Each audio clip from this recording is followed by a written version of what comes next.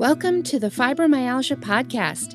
I'm Tami, fibromyalgia coach, author, and founder of the International Fibromyalgia Coaching Institute. The goal of this podcast is to empower you with access to the dream team of experts and coaches I've discovered are key to living the fibro life you love. From the comfort of your own home, and maybe even your pajamas, I'll help you take back control of your life and health.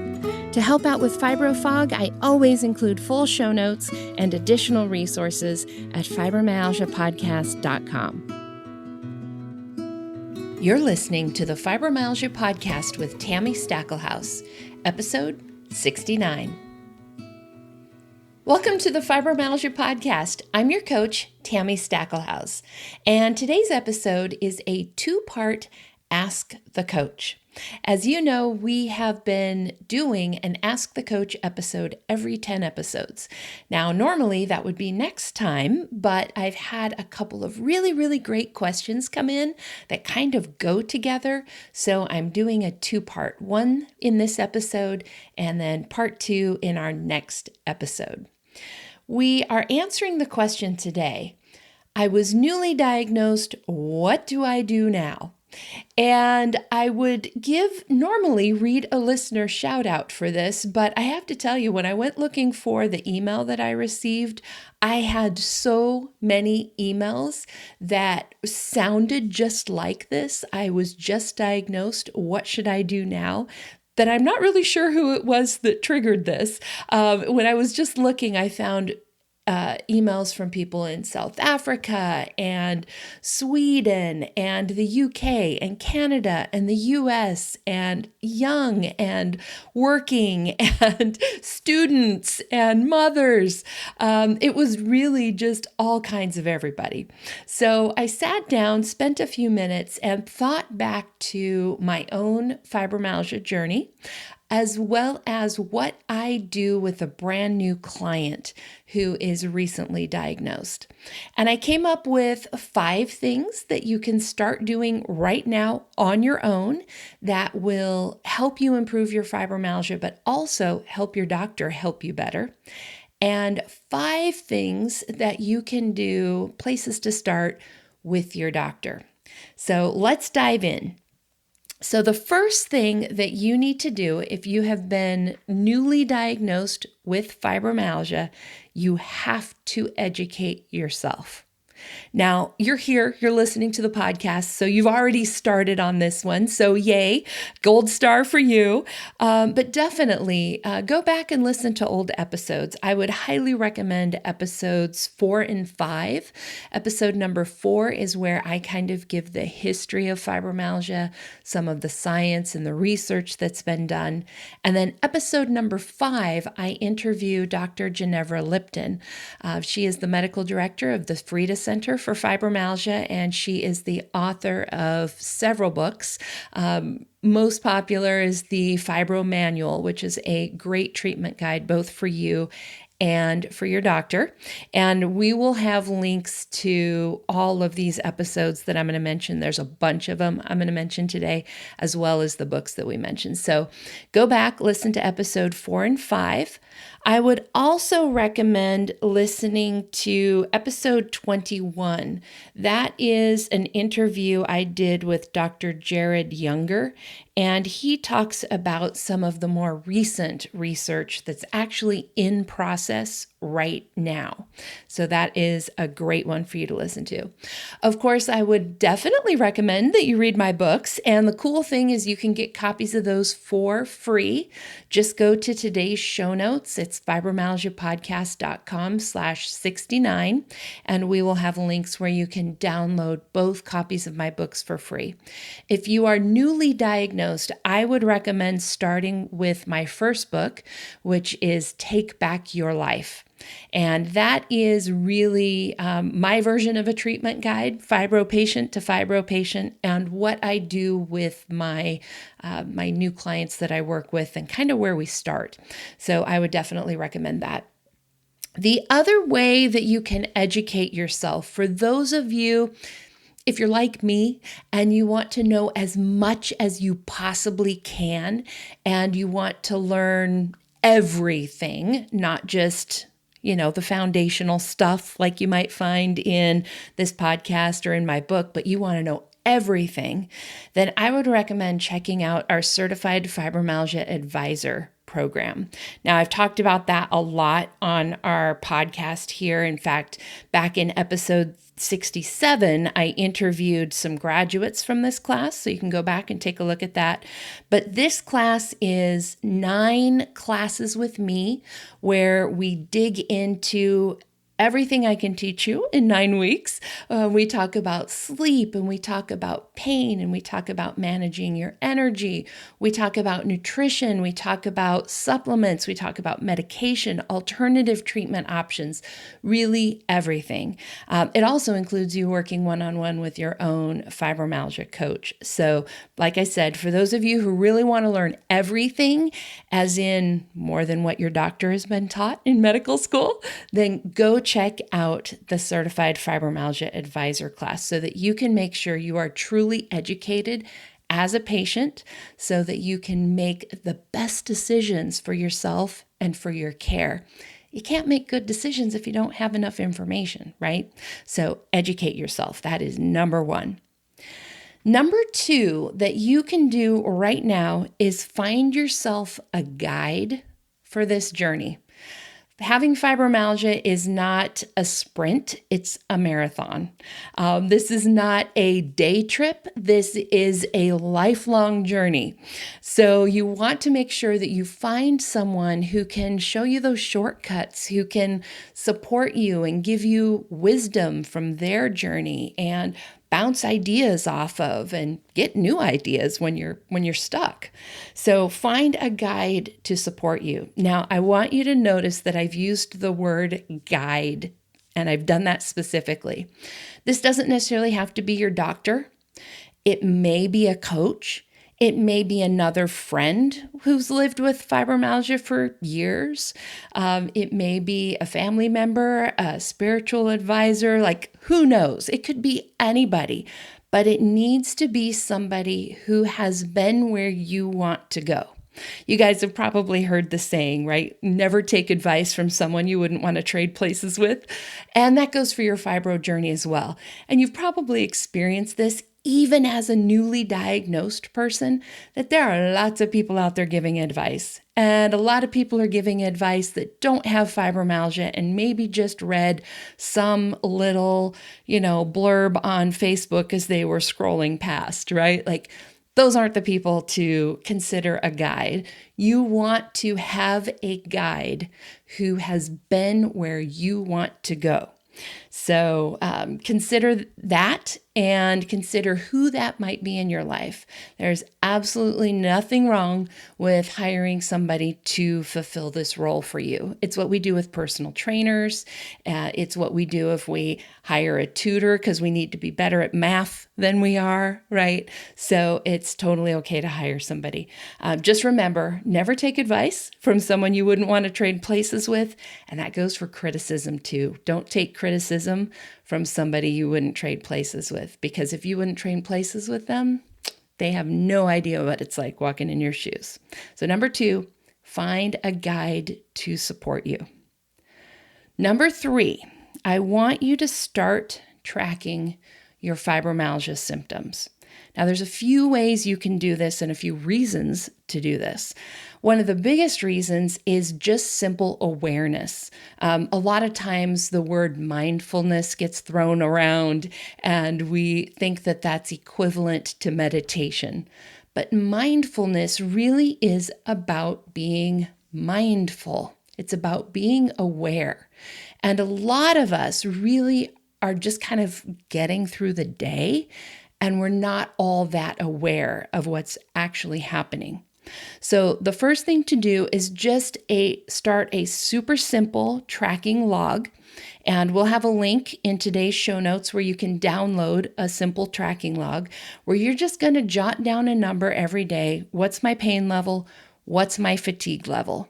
And there's also a little place for you to note any things that you are doing, like taking an extra painkiller or going to get a massage or whatever it might be, taking an Epsom salt bath, those extra treatments, not the things you do every day, but the extra things that you do. So go to today's show notes. Again, it's fibromyalgiapodcast.com/69, and you'll be able to download this symptom tracking log and just start keeping track of that.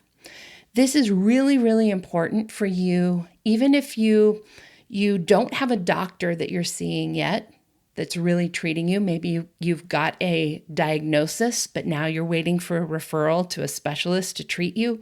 Start tracking those numbers, because when you go to your doctor with a sheet that shows that you've been at a 7 and an 8 for 6 weeks, that tells them something completely different than if you're like, I'm at a 7 or an 8 today, right? There's a big difference between I hurt a lot today and I hurt a lot and have hurt a lot for a long time, right?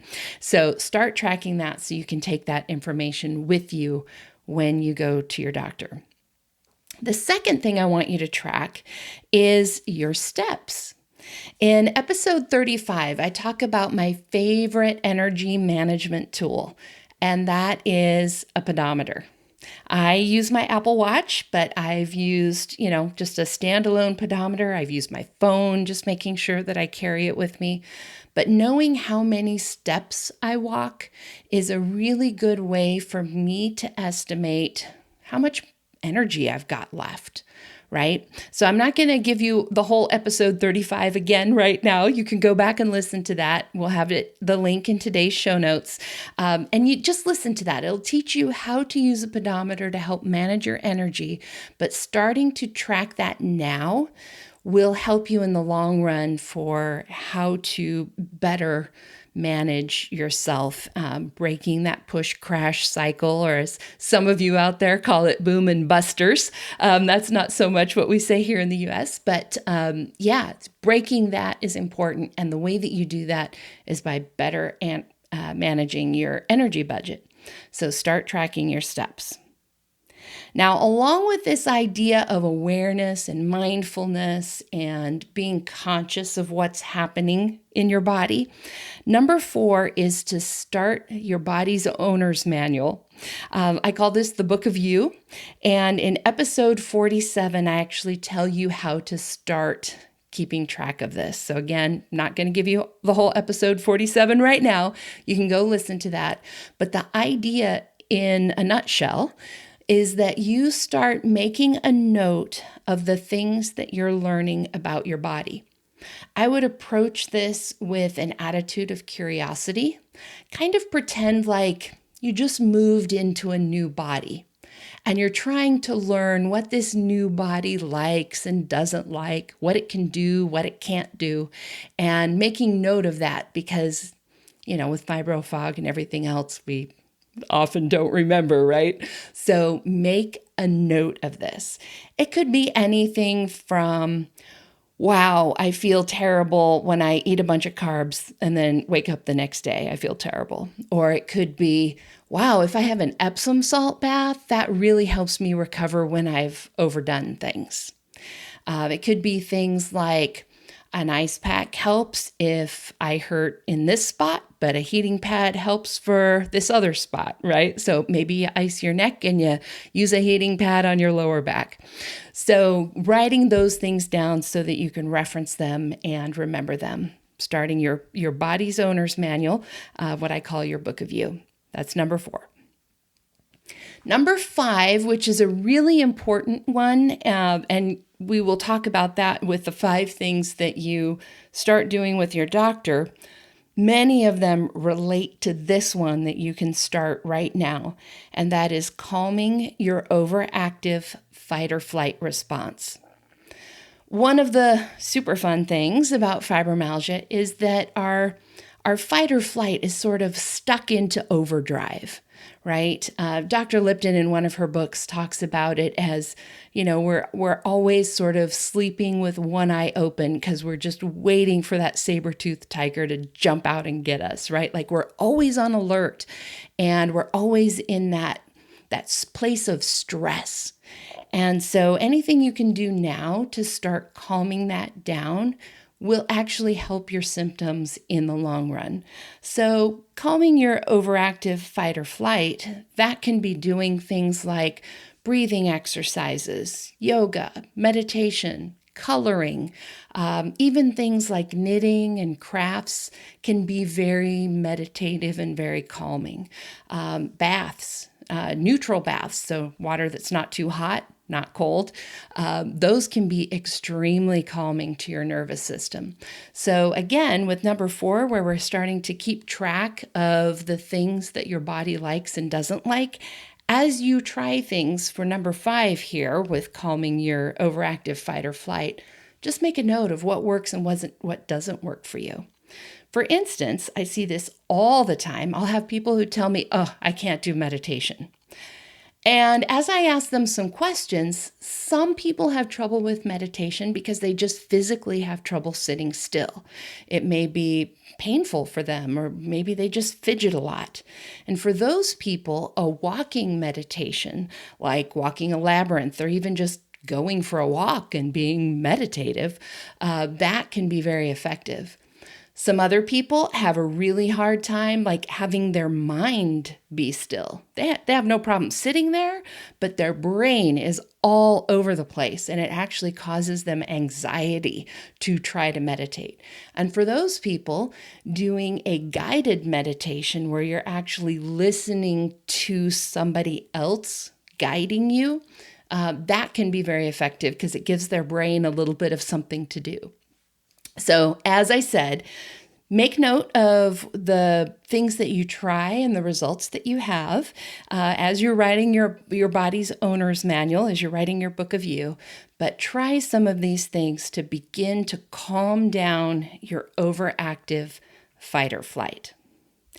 Now, those are the 5 things that you can do right now on your own, should start doing right now on your own. If you're newly diagnosed, and of course, if you've had fibromyalgia for a while and you're not doing these, then we need to do that.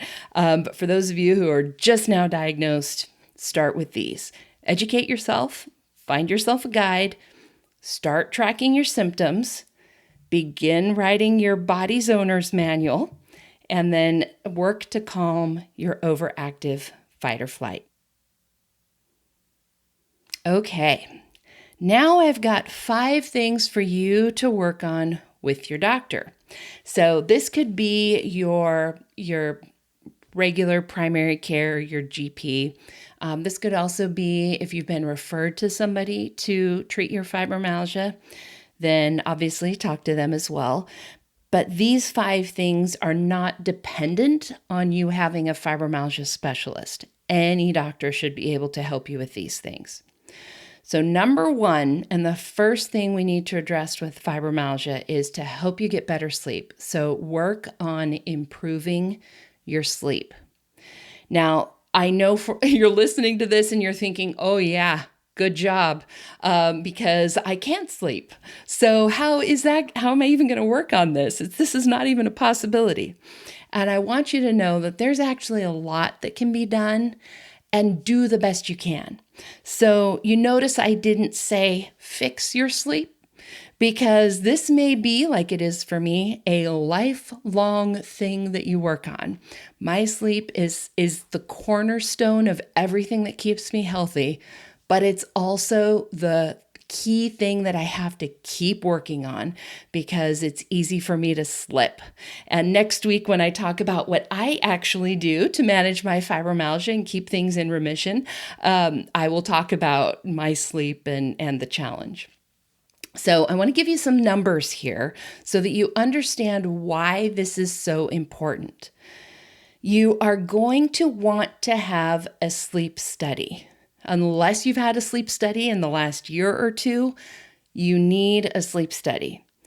Sleep apnea in the general population, depending on if you're a man or if you're a woman, it's going to be between 2 and 7% of the population is diagnosed with sleep apnea, which, if you're not familiar, sleep apnea is where you actually stop breathing at night. There's many reasons you could stop breathing. Your brain might not send the signal telling you to breathe, or it could be that, your airway closes off and you can't breathe. Doesn't necessarily mean you're snoring. You might not, but you're unable to get oxygen. Now, the normal population, again, that is 2 to 7%. For people with fibromyalgia, it's 45%, which means you're listening to this podcast, you've been diagnosed with fibromyalgia, you have almost a 50-50 chance of having sleep apnea. So get a sleep study done. Like seriously, it's like flipping a coin, right? And heads, you've got it, tails, you don't, right? So we've got to get this addressed. There is no amount of supplements that you take or, pain meds. In fact, pain meds can make this worse. If this is not treated, all those other things are only going to help you a little bit. And for those of you who have been diagnosed with sleep apnea and are supposed to be using a CPAP machine, I am just going to flat out say right now, you have got to do it. Because literally, I know a woman who died because she refused to use her CPAP machine. She went to bed one night, she didn't breathe for long enough that she died, right? No oxygen to her brain. The next morning, her husband found her and her 2 kids were left without a mom.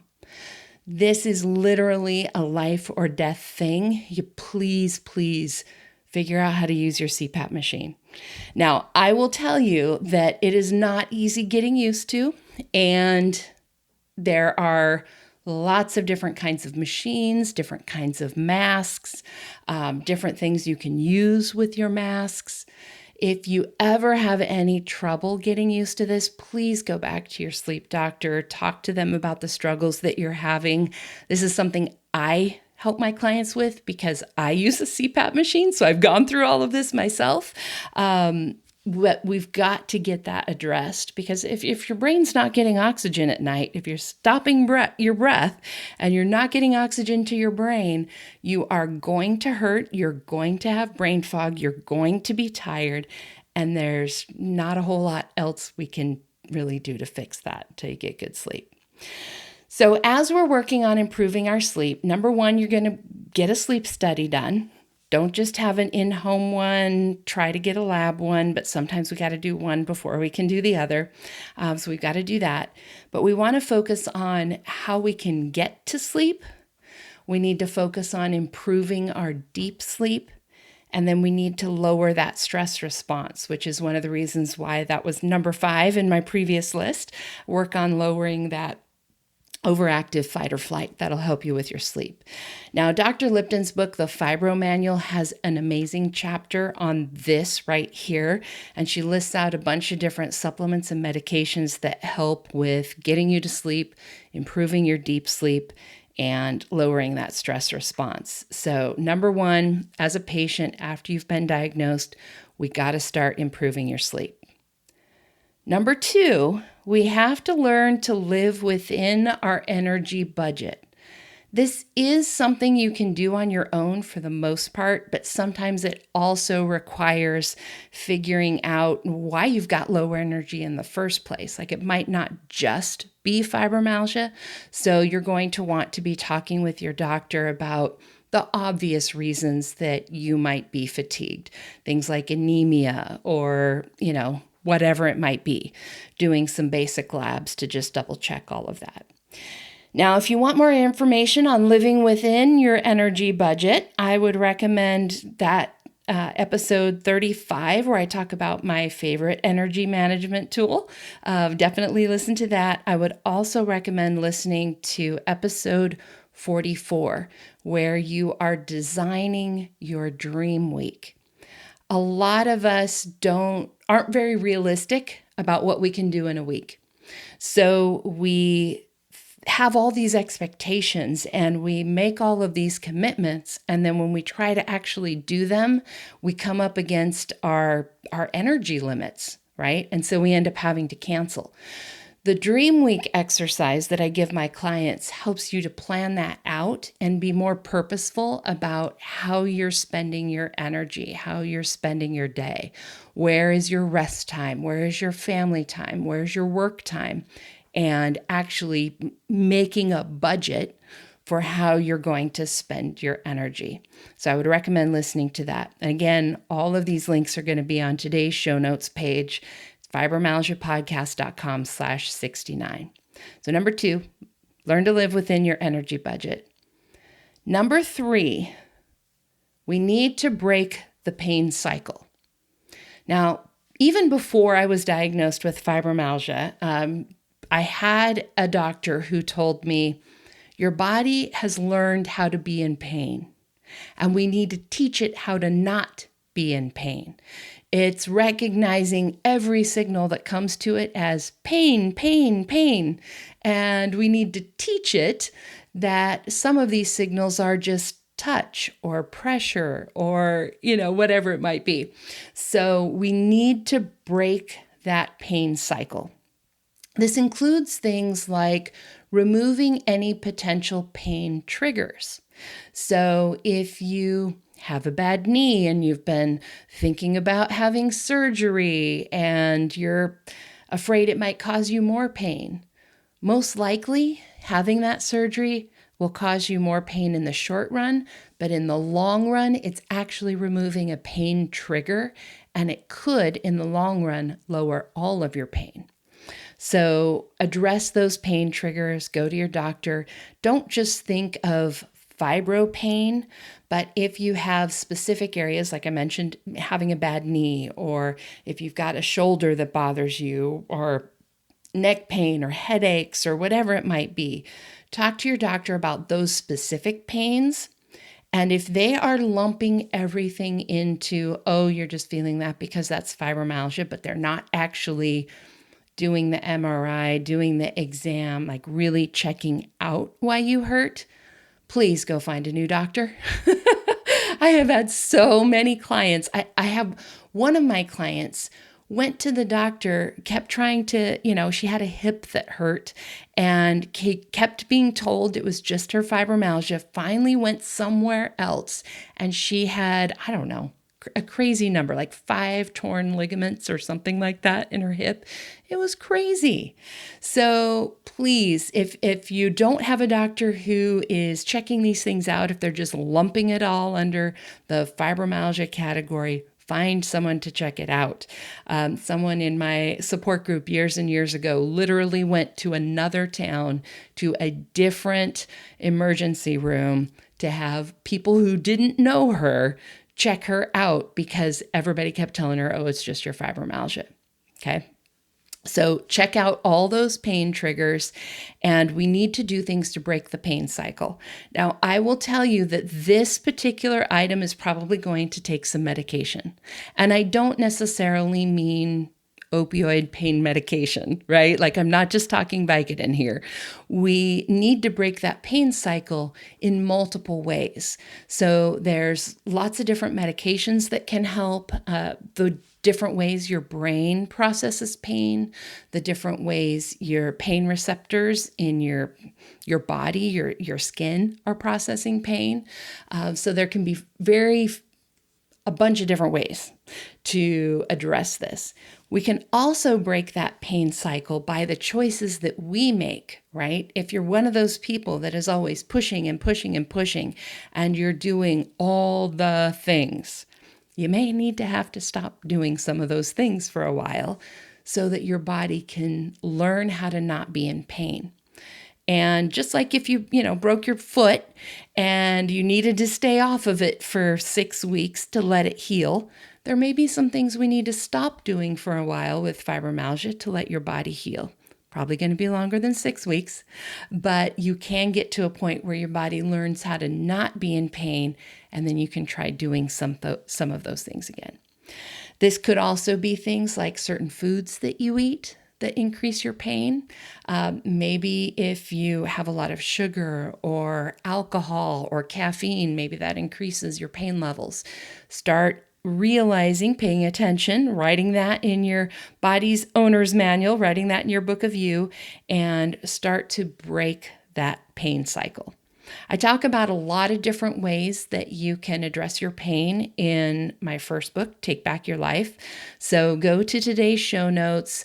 We'll have a link where you can grab a copy of that for free and just check out that chapter on how to reduce your pain. And that'll give you a bunch of the different medications I'm talking about, supplements that can help with that, and a few other things as well.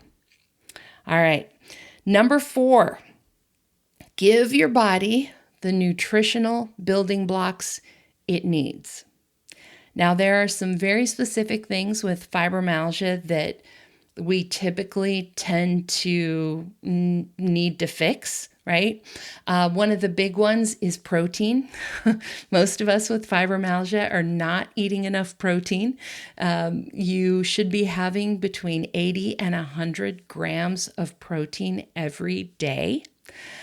Protein deficiency can actually cause pain. Protein, there should be a certain amount of protein in the fluid in your joints. And if you don't eat enough protein, there's not enough protein in those joints, and your joints will hurt. So a lack of protein will lead to a bunch of things that cause pain. So make sure you're getting enough protein. I will say, if you're a vegetarian, this will be harder just because it is, right? I mean, you have a piece of chicken, it's mostly all protein. There is protein in vegetables, it's true, but you have to be a lot more conscious about getting that number up. And for my clients who are vegetarian, they usually have to have some type of protein supplement, whether that's a shake or bar or whatever it is, to make sure they're getting enough protein.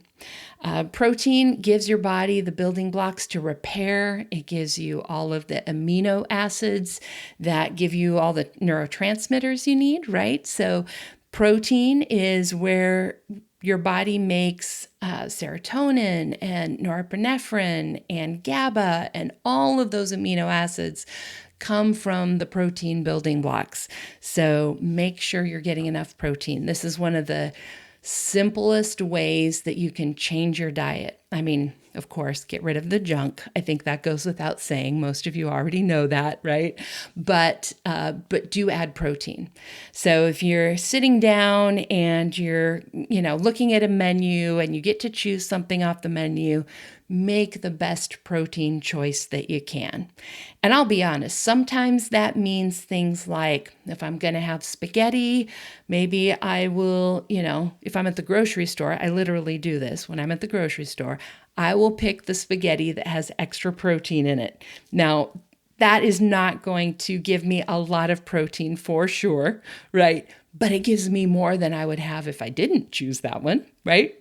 I will do things like add nuts or add cheese or, lots of different things like that to just add a little bit more protein to what I'm eating.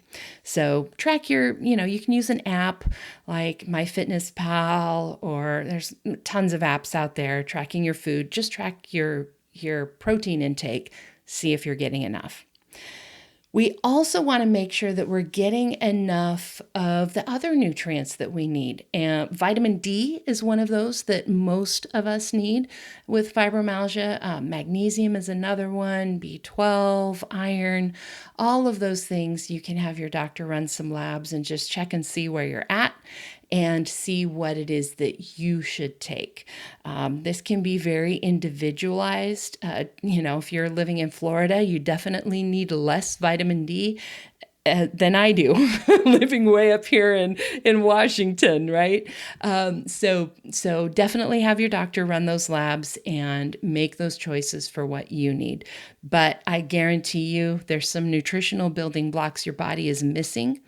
And, since our bodies were made to repair themselves, it only makes sense. We give the body what it needs. It can do the work it's supposed to do in repair, right?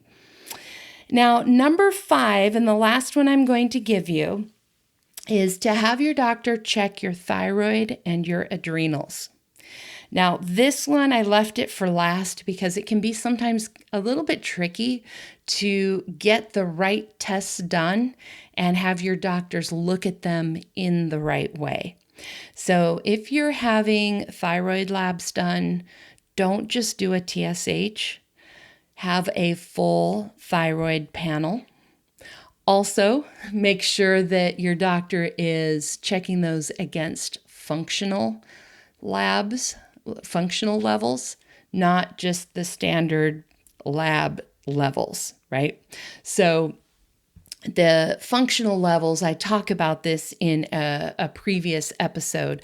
I don't have the number in front of me, but it's the one about, why are my labs wrong? This is one of the things that happens often. When you get your labs done, I'll just use thyroid as an example because this happens all the time. People will go by what is called the lab range. And the lab range is a pretty wide range, and it's made up of all the people who kind of come through that lab, right? So it could be a very broad range. The functional range is a much narrower range, and it's the range that your body functions at the best. Now, if you need any help with this, this is something that I do train my coaches in. Obviously, we're not doctors, we're not diagnosing or anything like that, but we can teach you how to ask for the right labs. We can help you find the right people that are going to read them the right way, and we can kind of help you get this figured out. I will tell you that with the students that have come through my Certified Fibromyalgia Advisor class, probably, maybe 3/4 of them end up realizing that they had some kind of a thyroid thing going on that was being missed. And about 1/3 of them end up being diagnosed with autoimmune thyroid, with Hashimoto's, even though they have had their thyroid checked before and their doctors always said it was fine and it was, quote, normal. The deeper we dug, we found these things. So I would say that it is pretty rare for me to work with a patient who doesn't have something going on with their thyroid. I would say pretty rare. Almost all of my clients have had something going on with their thyroid, and most of them had doctors who said it was fine. And that was usually because the doctor just wasn't looking deep enough and in enough places. So check your thyroid, full thyroid panel. And again, if you need any help with this, just schedule a consultation with me or one of my coaches, and we can talk to you some more about this. The second part of this is checking your adrenals.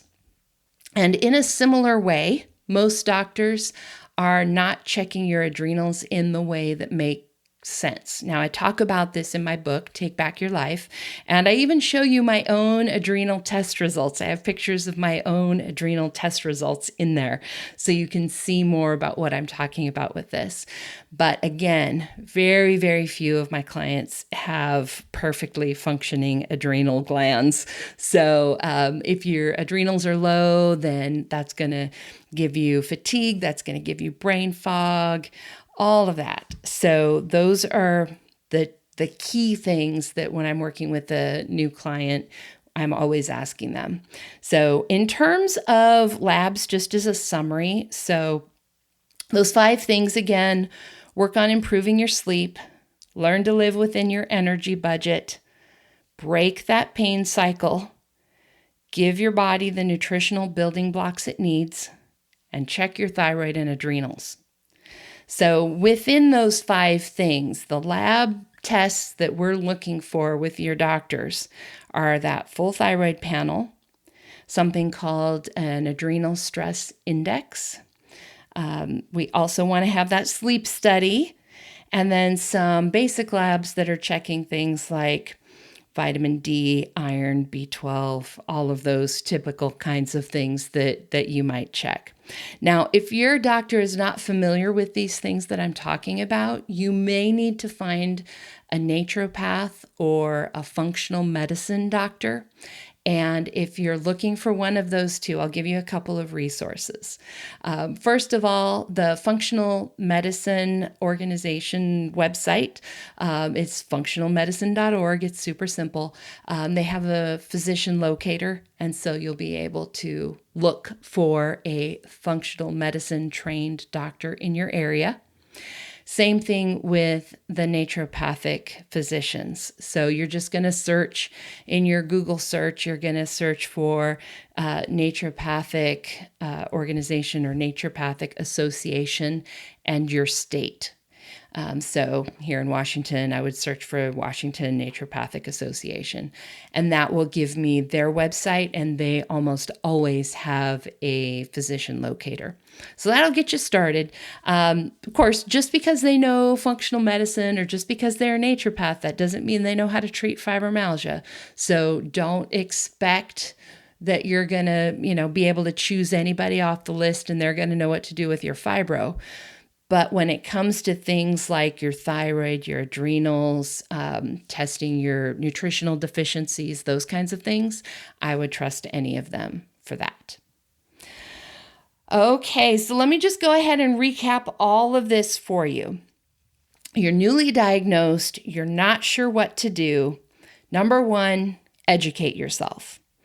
Go listen to podcast episodes, grab my books, consider joining our advisor program. Number two, find yourself a guide. Maybe your doctor, maybe a coach, maybe a friend who has had fibromyalgia for a long time.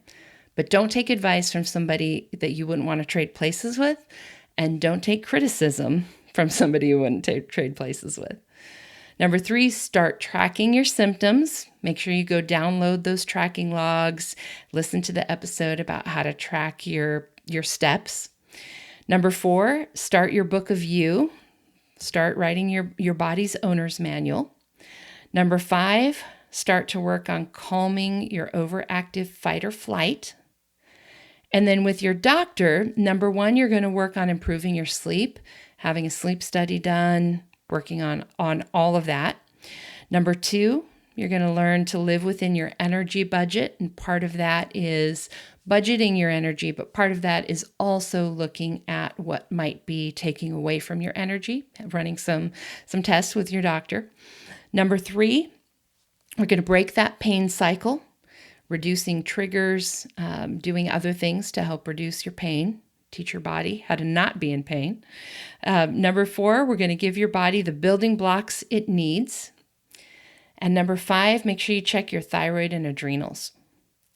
Now, I'm going to give you a few more podcast episodes that I would recommend taking a look at that kind of go along with everything that I'm talking about today. The first one is episode 30. Where do I start? This was one of our Ask the Coach episodes.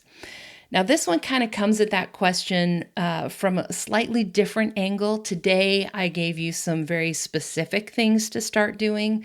Episode 30 is more about how do I choose which things to start on? And there's some general guidance there in terms of, okay, I've got all of these things that I can maybe try to help manage my energy. How do I pick which one to start with? I can't do them all. So episode 30 gives you some guidance on choosing where to start that way. Episode 40 is another Ask the Coach. And in that one, I answer the question, should I go outside my insurance for fibromyalgia treatment? And short answer is yes, but I go into the details in episode 40, and it might help you to hear some of that. In episode 43, I get into some specifics about what it actually takes to get better. And you'll be surprised, not a lot of these are medical things. They're a lot more about how you manage how you think about your illness, some of that kind of stuff. But they are absolutely critical if you actually want to get better. Number 57, episode 57, is all about how to talk to others about your fibromyalgia. And that can be a difficult thing when you're newly diagnosed.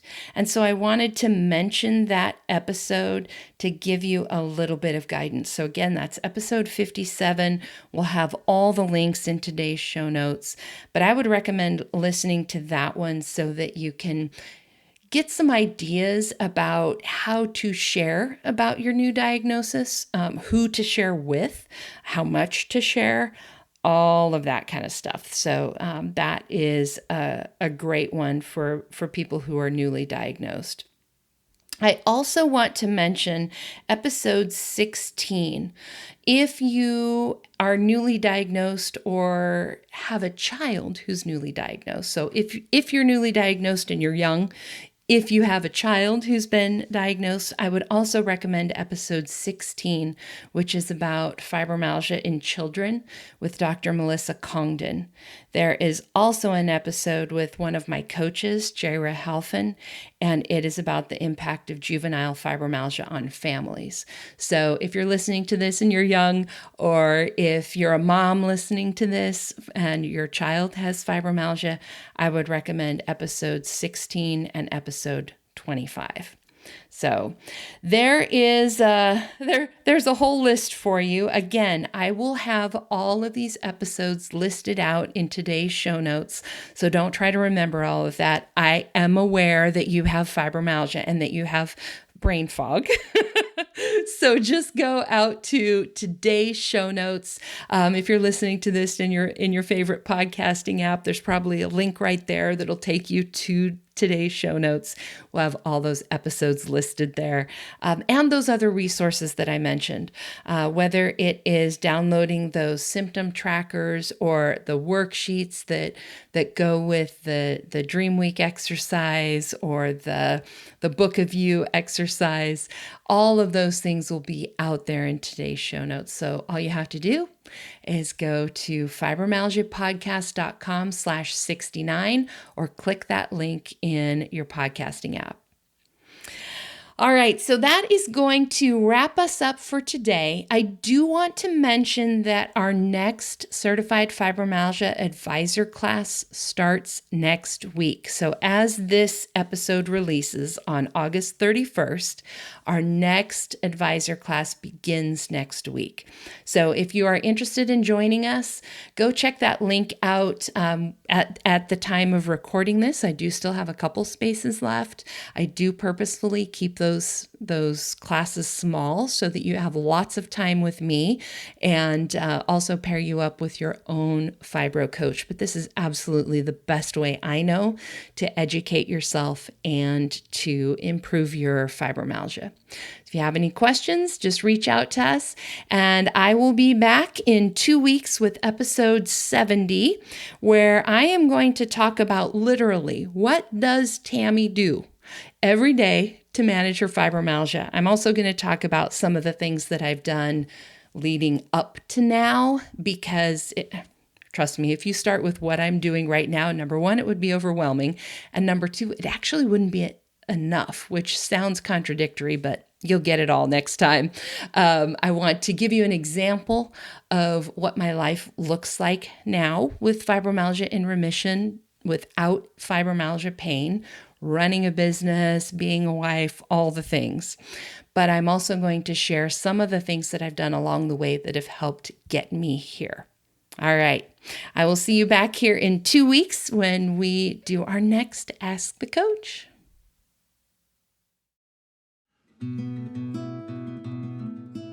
And that wraps up another episode of the Fibromyalgia Podcast. If you're ready to see if working with a fibromyalgia coach can help you feel better faster, visit fibromyalgiapodcast.com, where you can schedule a complimentary consultation to explore your options. During this call, we'll discuss your fibromyalgia journey, what your needs and challenges are, and give you recommendations on how to reach your goals the quickest way possible. Thank you for tuning in today, and join us next time as we explore more ways to help you take back control of your life and health. My music and sound editing were done by Daniel Munkus at Subtle Soup Records. Podcast management and creative copy by Sonia Louise of Performance Podcasting.